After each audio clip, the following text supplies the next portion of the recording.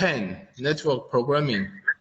After that, we 已经启动了会议录制。we will start to provide a summarization, review of all what we have learned in this course, in this class. Okay, so there will be two parts, and finally I will introduce our project 2. Yeah, project 2 is it should be a not very difficult project because that one is quite similar as it's exactly the same as the example in this chapter 10, net chatting room, like this kind of thing. So network chatting room. So that's no very difficult to implement. Okay, so we will talk about that later. And for project 2, I will not provide any demonstration video or instruction.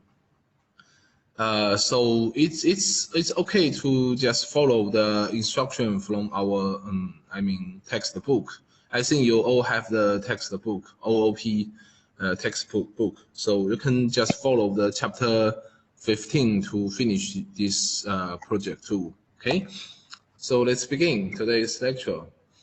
Chapter 10, programming, network programming. In the previous class, we have started to introduce this chapter with different knowledge. This chapter is a relatively large one, so there are a lot of contents, including the basic knowledge about network environment, and like how to communicate, what's the definition of like URL and IP address and port number and protocols, right? And you may know that different protocol or different port represents different protocol, and some protocol is defined like a common sense in network programming, but some you may like define your own protocol for your purpose, like to provide a peer-to-peer, provide a CS structure system to like communicate with each other, like from one side to another side, from the client side to server side. So that's what we have already learned in the previous several lectures. Okay, we provide some examples. One of these one is web server. The most most simple one is client, and then example is a web server to provide a web page from host server side. Let the client, let the browser, IE or some other kind of internet browser like Chrome, to download one HTML file from your or display HTML file to from the host server. So like this example. I'm also provide some other examples like echo server. Echo server means that the server can only be repeat what they receive. The message they receive. So that's like an echo, right? So this is the echo server. Basic web server to provide information like HTML and HTTP protocol from website. Okay, and this is something we have learned before. Next one, we just start to introduce this study case to like network chatting room, to establish a network chatting room. So for a network chat room, we have a client and a server model. We have the structure like a client and a server. So in this client CS structure, we have to implement server part by using thread and also multiple thread and socket and some other kind of like base request handler and TCP server and something else to run our server. And also we have to, define different protocols in the implementation of our server, like what kind of command is like to add a new user into our chat room, and what kind of command is like to send or broadcast a message from one user and privately send a message to another user. I think like this kind of thing, and also quite quit from the chat room. So all of these are protocols that we have to define by ourselves, because this project or this example is it should be some kind of very private example.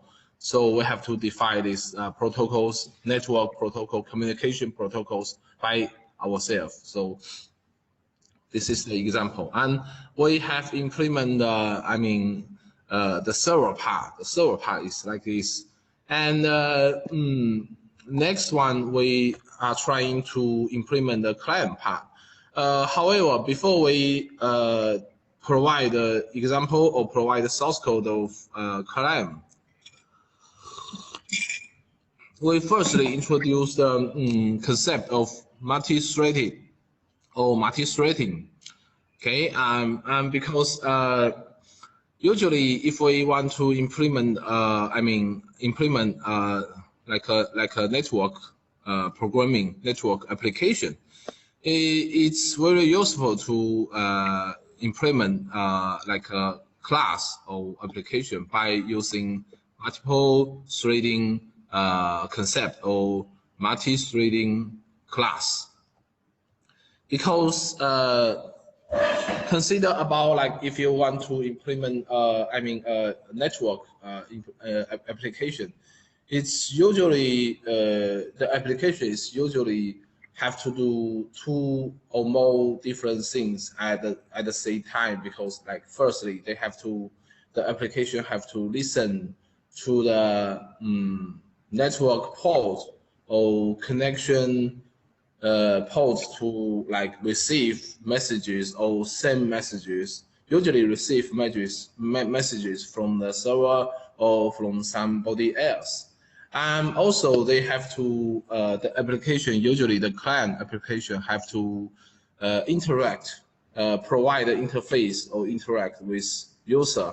User have to type something, just have to try to send something or click something. So multi-threading is, the inevitable thing that we have to encounter with. So we provide a very simple example of multiple threading here.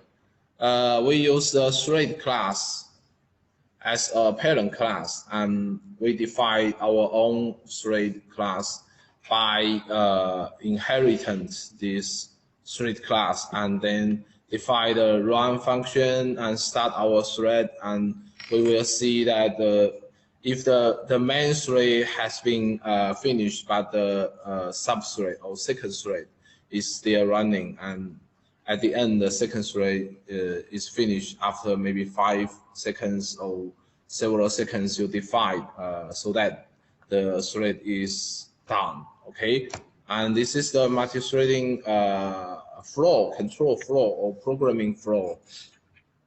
We can see that the main thread or trunk, our trunk application has been finished here, but our second thread, the thread we create from the trunk, okay, from the trunk have branched here, so it will continue to run until its own thread ended. So this is the multi-threading concept, and this one is a very simple example about this multi-threading application. Okay, so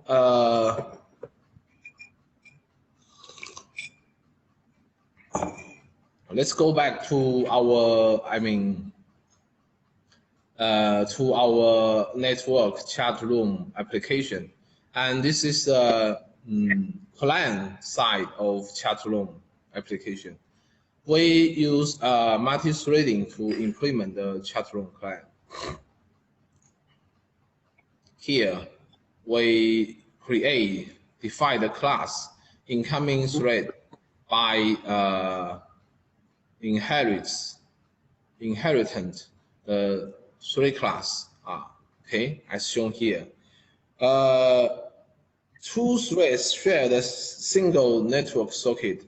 In this thread, we use the network socket here. Use the network socket, and in the main thread, we also occupy the network thread. Okay, and the incoming thread class defined from line 4 to line 26 is devoted to monitoring incoming messages, as its name defines incoming thread. So the purpose of this class is to monitor incoming messages from the socket, okay, and it executes a while loop here, okay, while still chatting,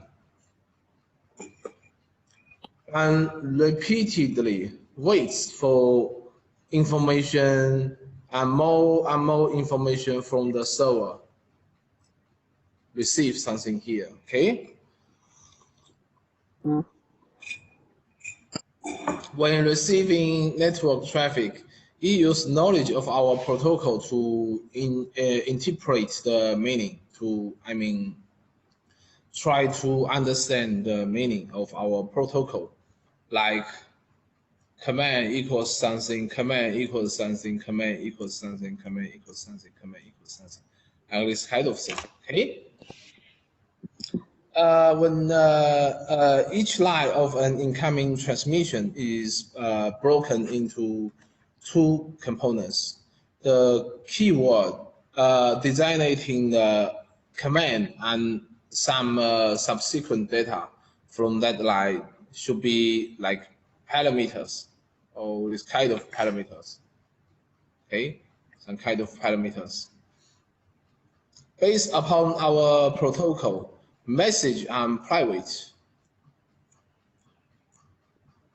are followed by an additional line with the content of the message to be delivered, okay? So it will use this kind of format here.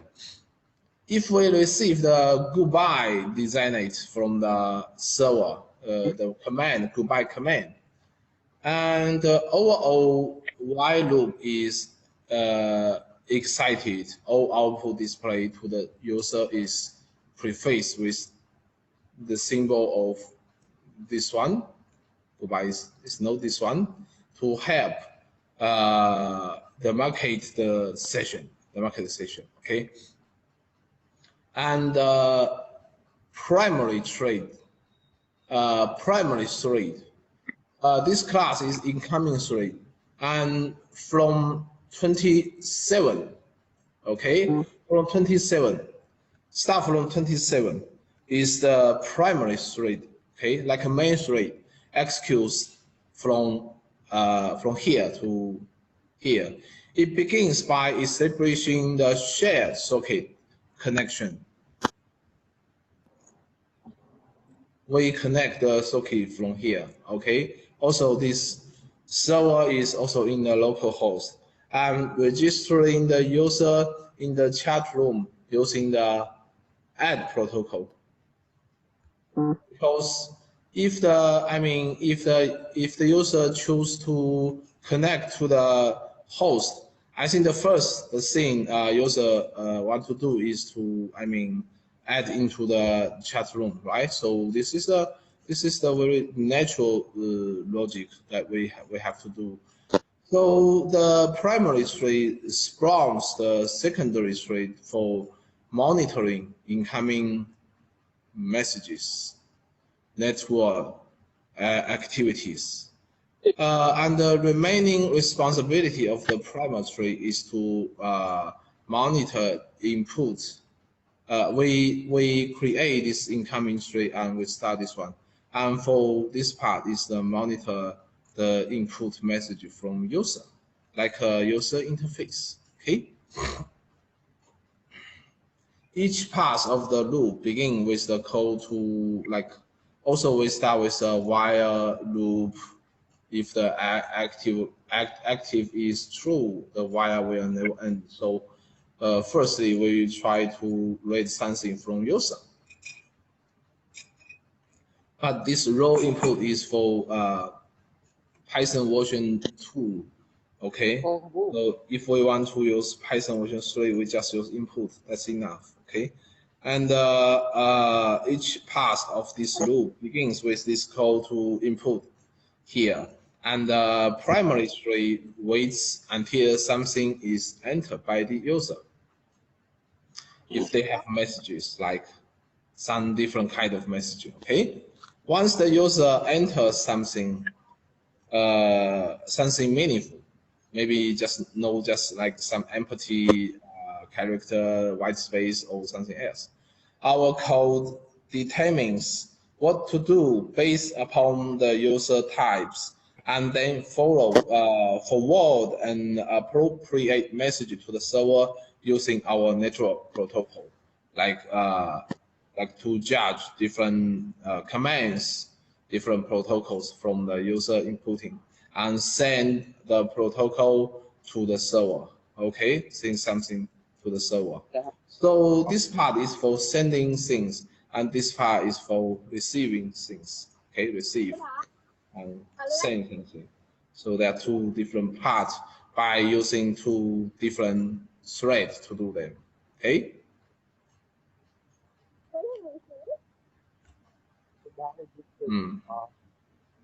And note that the user is not expected to follow the network.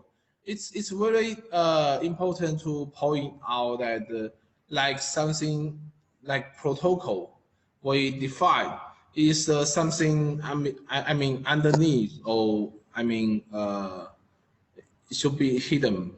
Usually, most of this kind of protocol is should not be displayed, or should not be, I mean, seen by user, by end user, by the by somebody client or somebody that who use your application. It's usually, like you can only provide some simple command to the user, command list to the user, but the protocol, communication protocol, it should be underneath, should be hidden. I mean, we have a simple interface for the user to like type something, like type its name as a username, and type some command list for the user, like what you can do from this application. Okay, so the single word quit is the only like important keyword for user to leave the room and close the software. A command of the form is used to send a private message to one other user. For example, here we provide a simple example session, like when the user is, I mean, just entering the chat room, our application will ask the name firstly, and this name is the user's, the client's username, and the chat room will broadcast one information that the username here has joined the chat room. It should be the quite common, I mean, information messages should be broadcast to everybody. And also, if there are some other people like this one, who talking, another user has joined the chat room, also that the, I mean, the chat room, the server will broadcast the information, like this one has joined the chat room, and this one has say something to all members in the room. Okay, and also that you can, I mean, this user can also, I mean, say something, send a message to like public, in public or in private, this kind of thing. Okay. Anything that the user types except quit is presumed to be a public message to be broadcast to the entire room. Okay.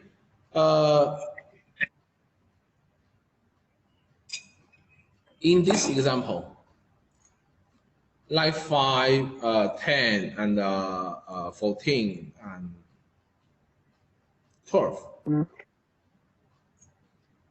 are commands typed by the user.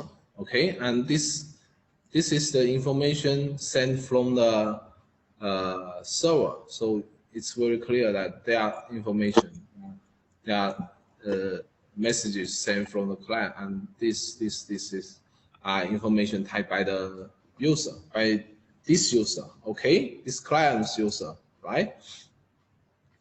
And also this one, The rest is a trace, this one, a trace of the relevant chat room activity. Notice that the message issue at line 5 is reflected back at line 6. Okay, so here and here have quite strong relationship because we type this and the server return this to us. Okay. Because this message is a public message, so entire room, including yourself, will receive this message. So the commands issued at line 12 and 14, these two are private message to these people. Okay, and that's no broadcast to the room, so the incoming message at line 13 was received privately from this one. Okay, so there are no, they have a keyword here, and this message will no display like 5 or like 10, this kind of. So this is the example that how to use this one. And this is the example of this CS structure, this client and the server structure network chat room, and the implementation and example.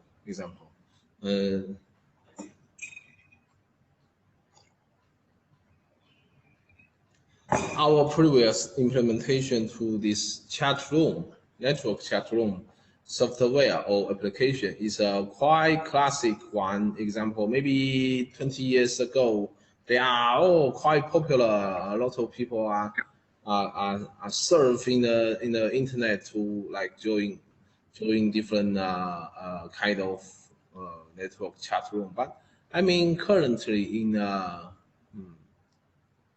in the recent 10 years, this kind of chat room has been disappeared. It should be replaced by, I mean, instance messenger, like I don't know, maybe some kind of instance messenger in I don't know, Linky, or in China we use like WeChat or QQ. In United States of America, I don't know, people, maybe the Chinese people living in USA also use WeChat. Some other people in maybe Korea or Japan, they use Line or some other kind of instant messenger. So all other people like to use like Facebook or like Twitter or some other. But Facebook and Twitter are totally different kind of thing. Then they should not be classified as the network chat room. They should be another type of application, like a very little bit heavier client and content provider, like this kind of thing, or SNS, or some kind of social network. I mean, communication application. There are no network chat room. Yeah. much more complicated than that. So that's the thing. Let's come back to our chat room. Our CS version, client server version network chat room is a very classic example of the CA's approach or CA structure. There were no symmetric or asymmetric roles with a single client in charge only of the communication involving one user and the server in charge of coordinating the transfer of information between clients. So the application includes two different roles or different parts. One part is client, another one is server. But this time we want to introduce another kind of structure, peer-to-peer. Okay. We demonstrate this peer-to-peer in this section network approach. We will develop a software that allows two people to communicate without a centralized server. Usually, this P2P connection is symmetric. It's not asymmetric. We don't need another client part. We don't need another server part. Both peer or both people here will execute the identical software for this application. So, which means that different people have the same, totally the same application or same source code here, and you can run them. That you can connect to each other. We don't need to run another server version of the software of the application to do that. So the protocol is much simpler than the one we designed for as the CS structure. There are only like 3 commands. When the socket connect is firstly established, both parties are responsible for sending a connect message to inform the peer of the user's identity. All of the user's message will be transmitted directly as a string. And finally, if either party is planning on terminating the connection, a formal quit command is passed to the peer. Okay, so there are only 3 different 3 protocols that connect message because they are peer-to-peer. So we don't need to, identify private or public message. We have to only provide like a message. That's enough. That's enough. Okay, connect, message, and quit. That's only 3 types of protocols here. Okay, and this is the source code for this program.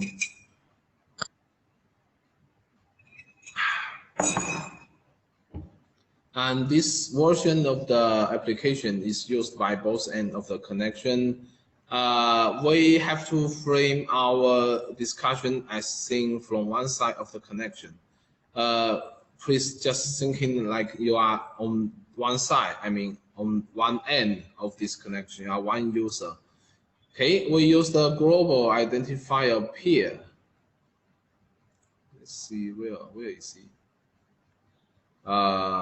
This should be the global identifier peer. This one. They may define later at the next page. Okay. This global identifier or global variable is to represent the open network socket.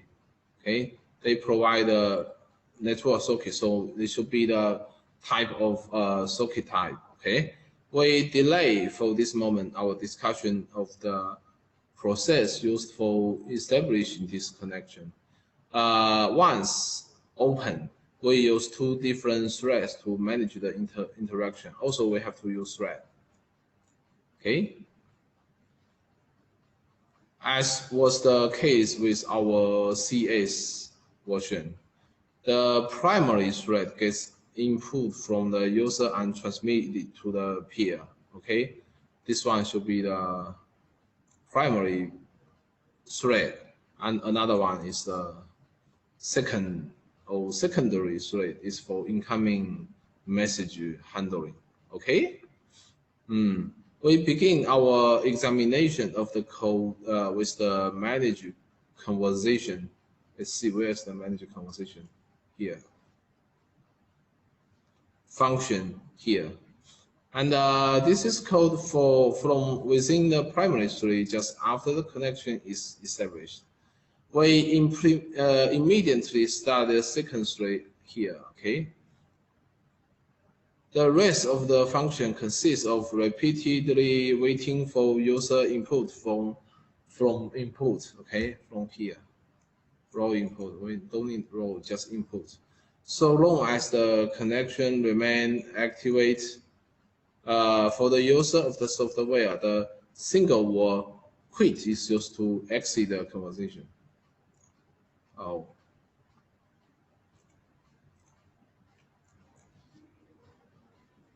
This one and this one.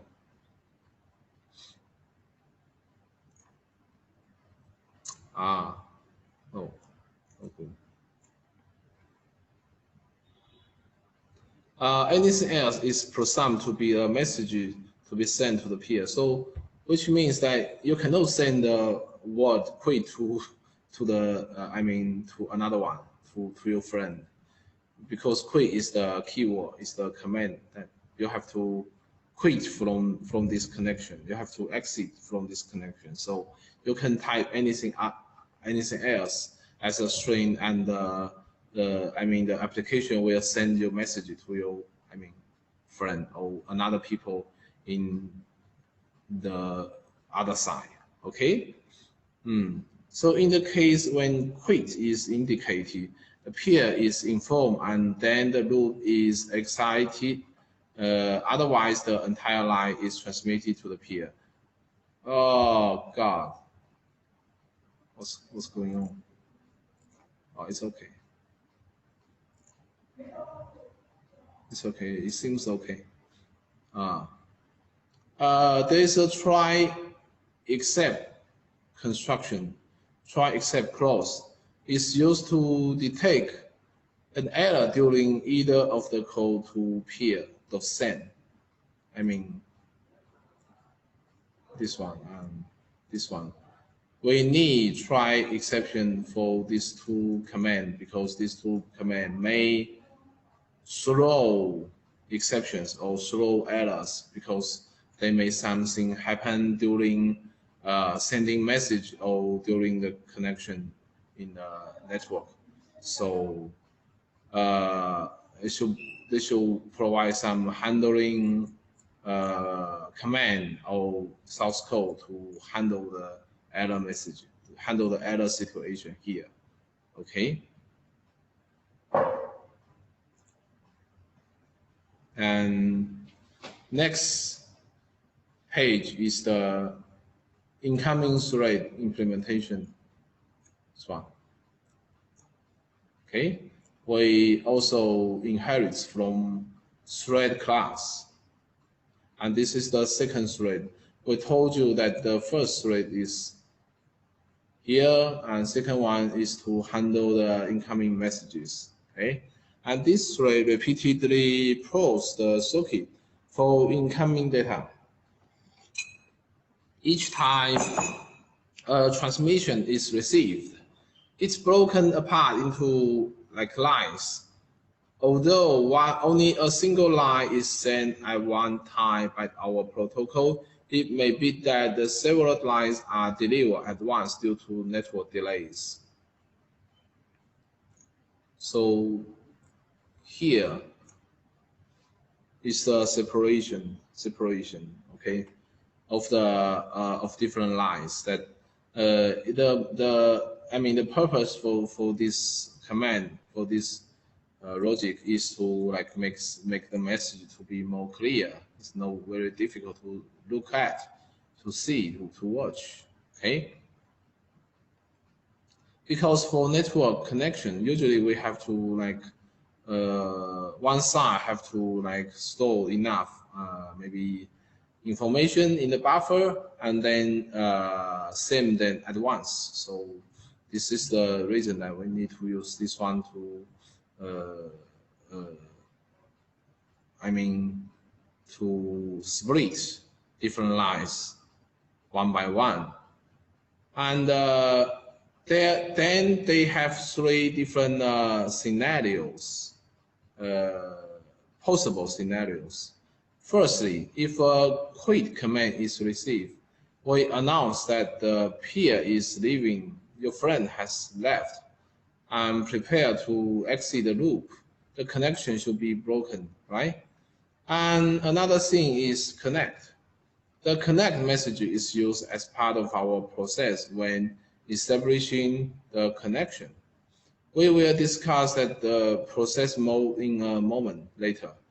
And the relevant part here is that it provides us an identifying name for the peer. Okay, this one provide a name, provide the name of your peer. I mean another people or your friend. The username is what, and he or she is connected. Okay. In any other scenario, the transmission is presumed to be a string exactly as typed by the opposite user. So here is provide like this one have say something is the exactly what they type, what he or she types. Okay, and this is the logic for different scenario, a scenario of quit, scenario of connect, and scenario of typing messages.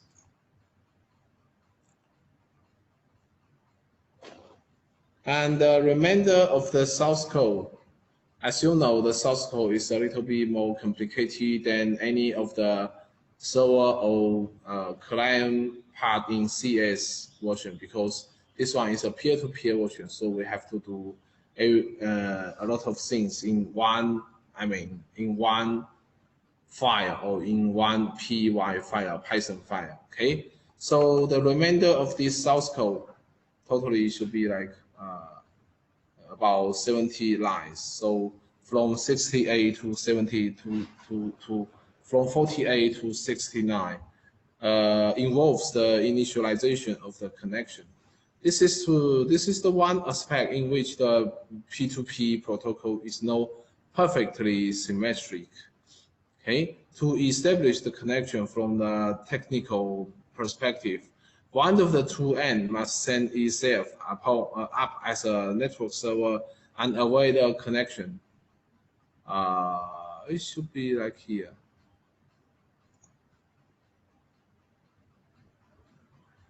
If address, so here is what we say that one of the two end, one end as a server. It set itself up as a network server and awaits a connection from others. So the source code should be like this.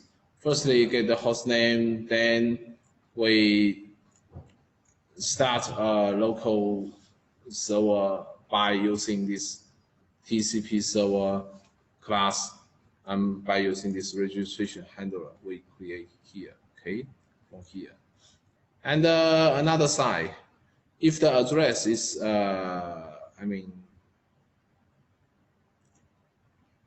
is here, is true, have something inside, the code takes the traditional role of a client.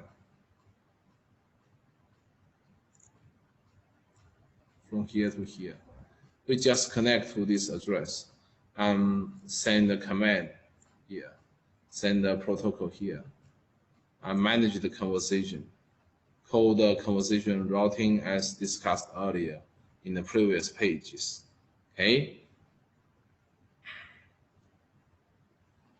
Alternatively, if no norm address is given, as we mentioned before, we establish this one as a server.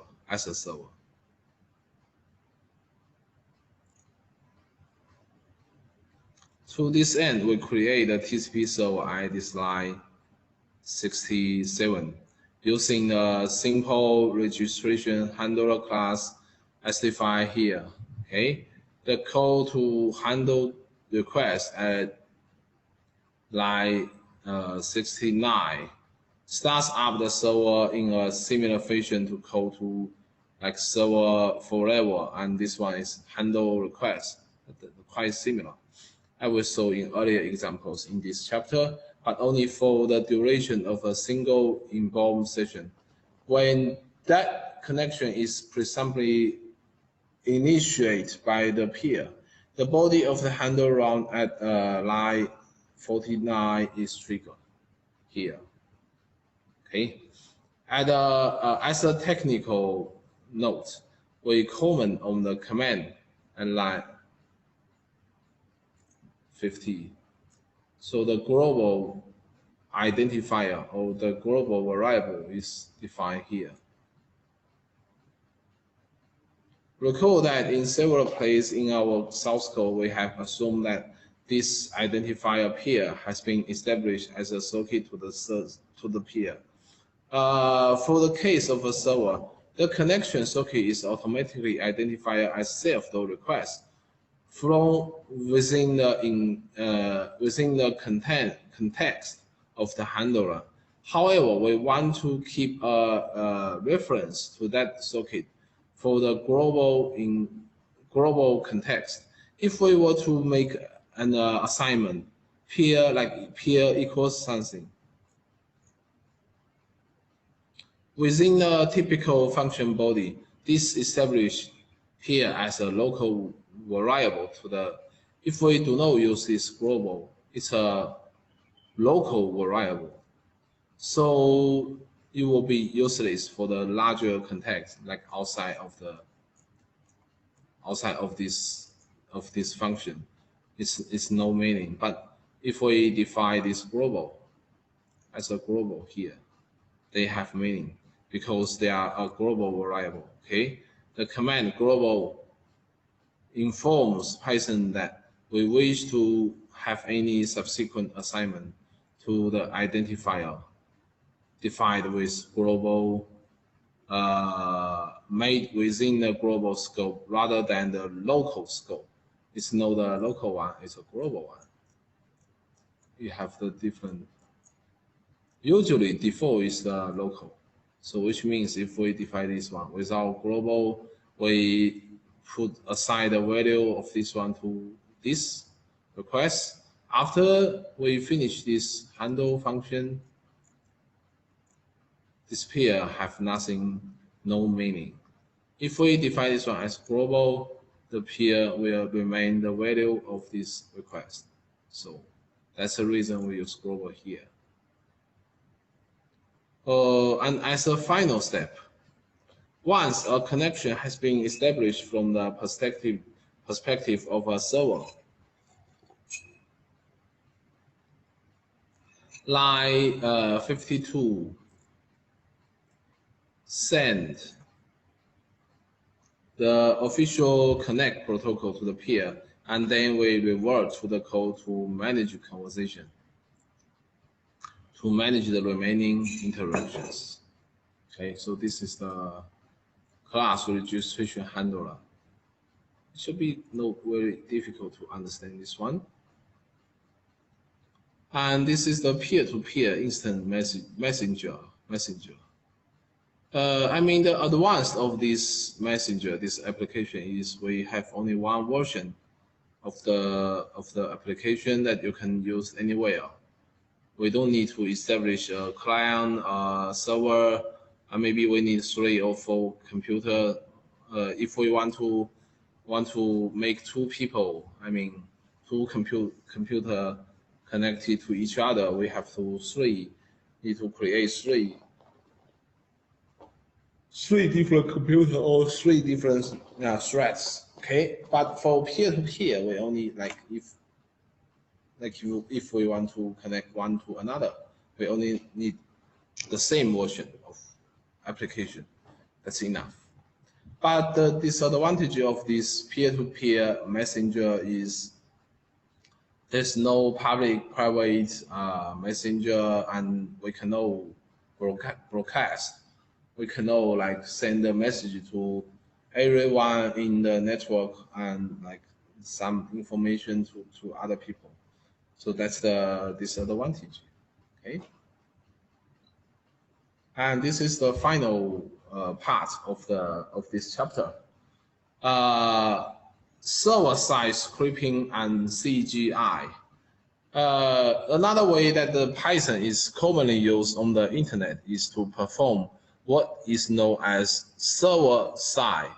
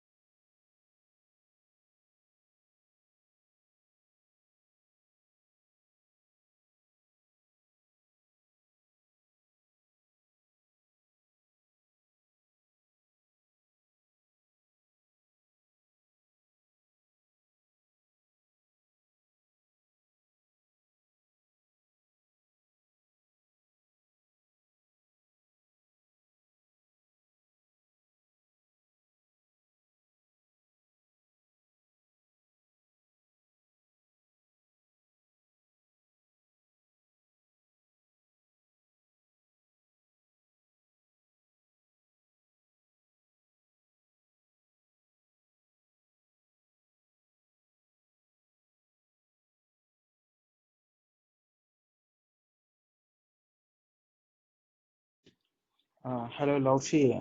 I can't hear you anything.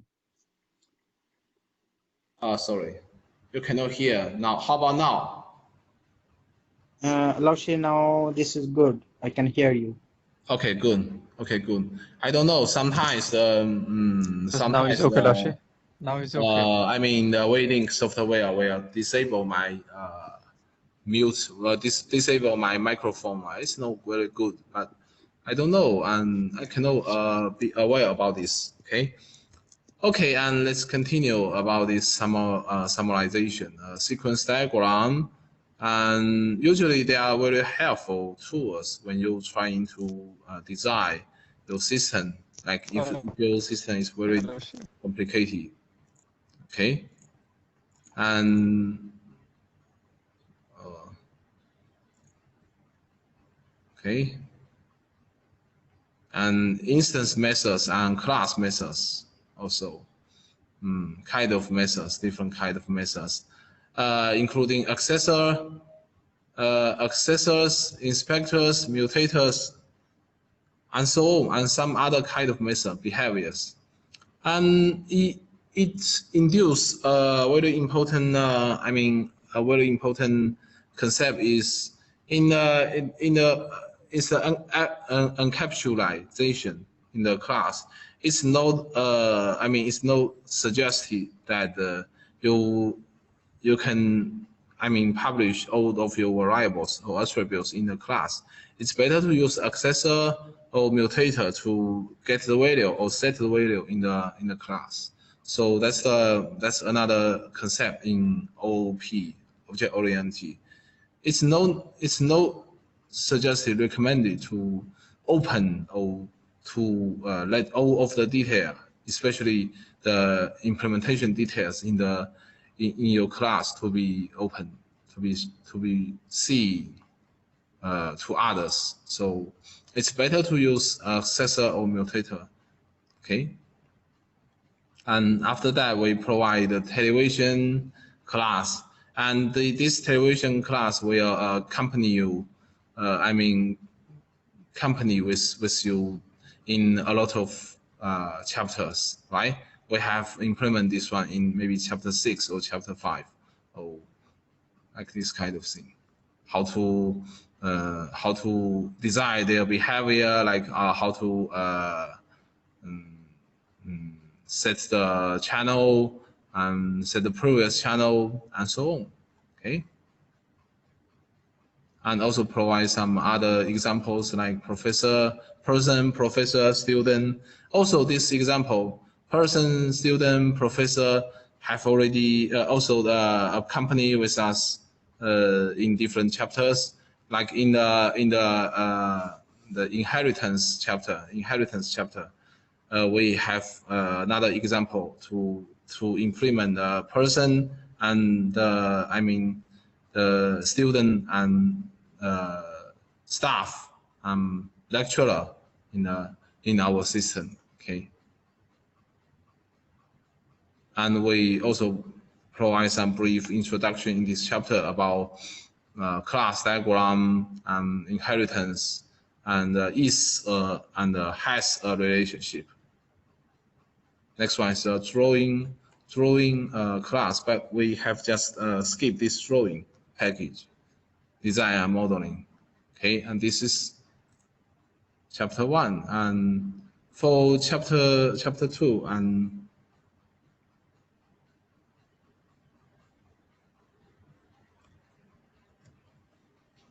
getting started in Python. In this chapter, we provide the information of Python interpreter. Interpreter is the language interpreter, programming language interpreter to understand what you have provide, what you have typed in your source code line by line, then provide some syntax implementation syntax, and this example about how to use your data type and different data types: string, tuple, int, long, and float, and type conversion and coding function, Python models, and some other kind of information, expression, source code file, and a case study of strings and lists. Okay, and Python introduction of Python and Spider, Anaconda. Okay, and one example is this list class and construction. What's the construction and what's the assignment? Okay, equals is an assignment statement, and this one is a construction statement. And yeah, and different behavior like the append of a list. It's very important because the list should be the very basic data type in Python. So you have to learn how to use list. Okay, and if you are wrongly use the using the source code, they may provide some error information for you guys. Okay, and remove and insert something. And if you remember that we provide overwrite or inherited subversion of this list of a sorted set, right? We inherit some function from list and override some function from list. Okay, and this is copy list and some other operator index and mutator function and mutator accessor functions here and other operator like very easy use operators like for mathematical operation in the matrix or in the array. Okay, and then list provide a comparison of list, tuple, and string. Okay, tuple should not be changed after creating, and string is the same, but string is only for characters. Okay, tuple is for everything like characters, numbers, digits, all are okay, and even classes are okay. List is it's a changeable one. You can append, you can remove, you can insert something. but tuple is fixed after its creation. Okay, and the difference of string, tuple, and list should be displayed here. Okay, and some numerical types int, long, and float. Int should be integral with no decimal point. Float with 1 decimal point, floating point. Okay, long it should be the larger integrals. Okay, and some numerical operations. And casting, which means we can cast from one data type to another one. For int to other kind, and for other kinds to different type. And then models and libraries. Okay, models and libraries. And then row input and input function for input and output, and print function. Okay, this is chapter 2.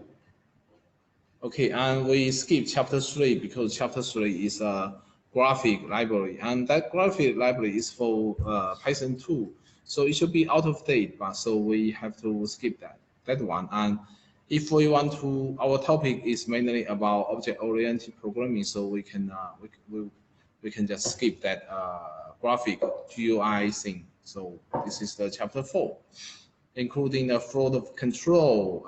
We introduce several different floating control statement, for loop, if statement, and list comprehension, and other kind of floating control in chapter 5, like while and some other statement, like in the function, something in the function. Yes, and this is for loop and index-based for loop. Okay, index-based for loop and nested loop from one for to another for. Okay, and the if loop, if statement, if else statement, if else, if else, if else.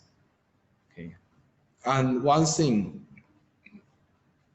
another one important comprehension is this list comprehension.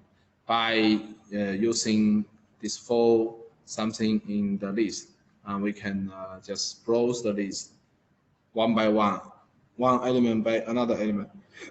And one comprehension is a shorter way to do this thing by using this command here. Okay, so this is a easy way, maybe an easy way, but it looks like no so easy. Okay, this is chapter 4 and chapter 5.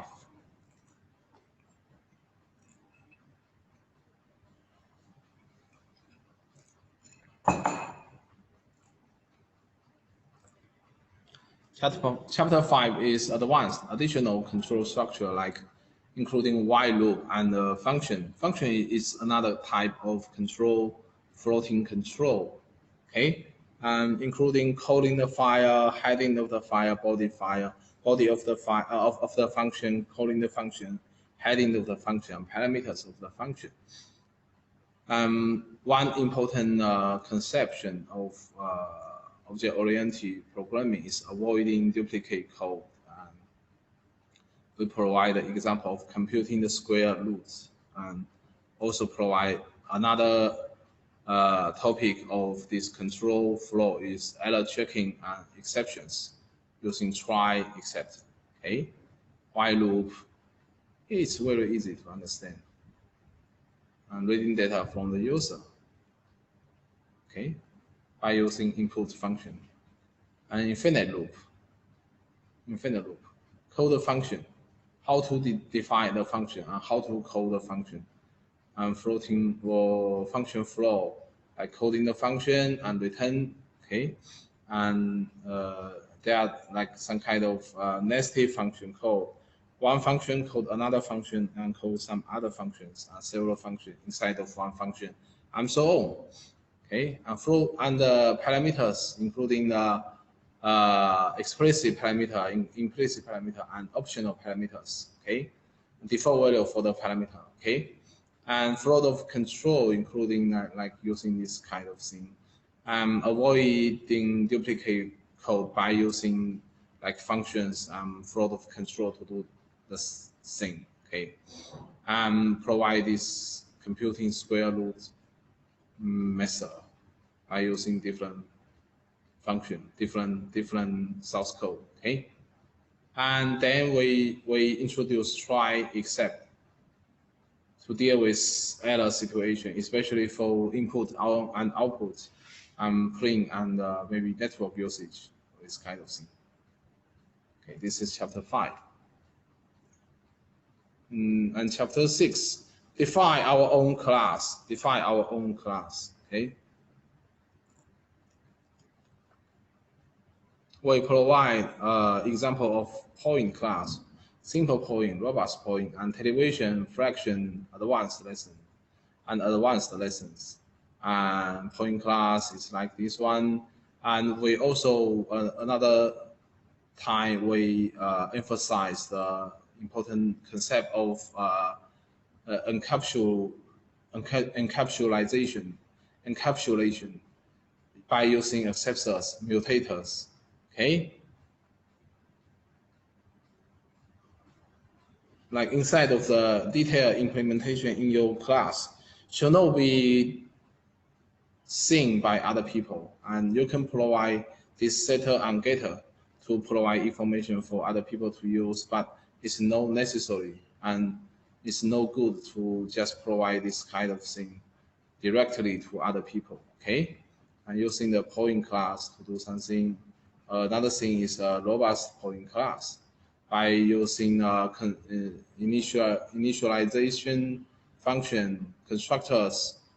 Okay, and by using explicit, implicit parameters here. Okay, and another important concept here, this one. Polymorphism is another important concept in OOP. If somebody asks you what's the core principles in OOP, in object-oriented, this one, and inheritance, and encapsulation is there are 3 most important principles in object-oriented programming. So polymorphism provide different ability of a programming language to perform an operation differently depending on specified context, specify like parameter, specify instance of the class of this kind of thing. Like in Python, by using different inputting parameters, different type of inputting parameter.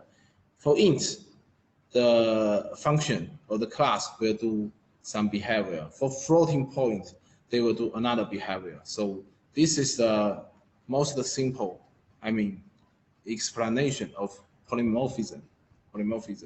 And one example here is like this one.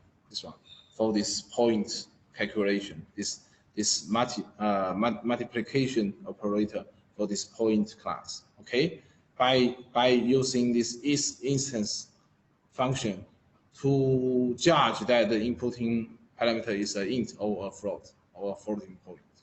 Okay, and then we provide the example of a television class, some other things, swapping.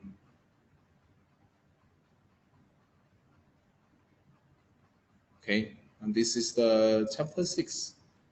Chapter 7 is a good software practice. Actually, for this chapter, we provide some important. We provide one very interesting example of implement a game, Mastermind. This game. Okay, like this one, we describe the. From the very basic level to the very top level. This is like the class diagram of of this game, and with 5 classes and like one, sequence diagram for like one turn playing the game. Okay, and the behavior of the game, behavior of the class in the game, and naming conventions, documentations, and then provide full implementation about the game. Okay, and another thing is television class, and also this one, encapsulation. This is another key point in OOP. Okay, encapsulation.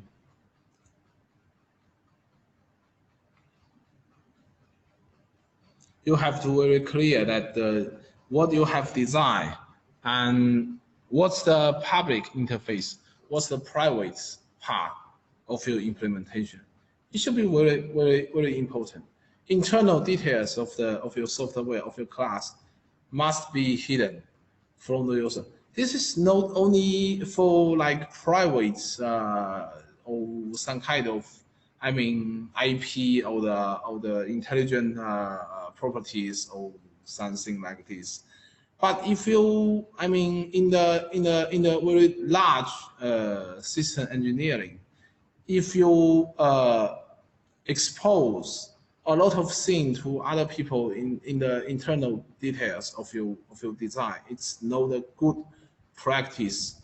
It's not a good thing, because they may cause a lot of problems afterwards, especially for maintaining bugs, and something else. They are not quite easy to explain, but you have to be very clear that the encapsulation is very important in designing, in object-oriented design. Okay, so this is another important concept. Another thing we provide is unit tests.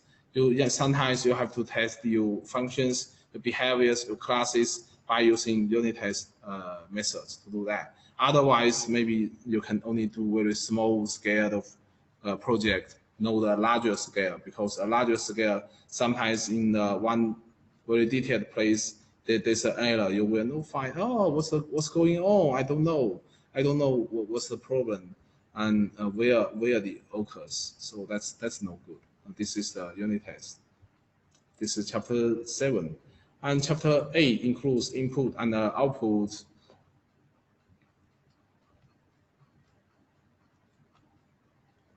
We have provided some function and a model, a library of file to read file, write to the file, and provide input and prompt function to ask the user in the command window to input something or output something, and they symbol something read or write from the file or into the file. Okay, so this is the chapter. This chapter is not very difficult. It only have this IO topic. So this is chapter 8. Chapter 9, inheritance. Okay, inheritance is another important. I have told you that we have 3 important concepts in object-oriented programming. This one is the 3rd one. Okay, inheritance. Inheritance. Okay, and the parent class and subclass or child class, derived class. Okay, and behaviors of them between them, and how to create, how to inherit from other.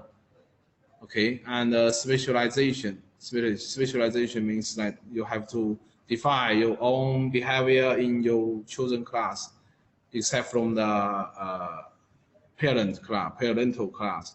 Parental class may have one behavior, but for the child class, you have another behavior. So that's the difference between them. And we provide this example, sorted example. Okay. And also provide a concept of multiple inheritance. One class is inherited from maybe more than 2 classes. That's also possible in Python. and abstract class and interface. And finally, we discuss some situation we have to avoid inheritance. Maybe sometimes we can use has a relationship instead other than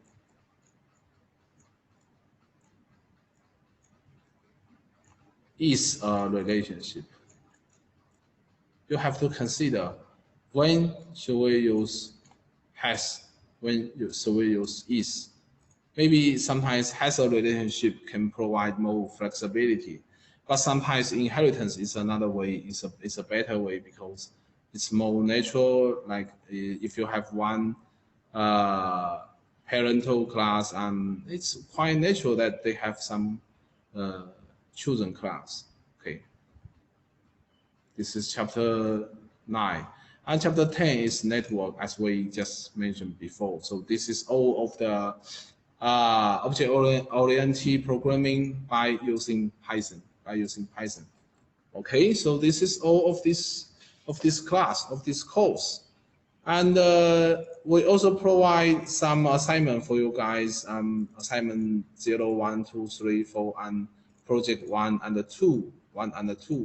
Okay, and today we will assign this one, project 2.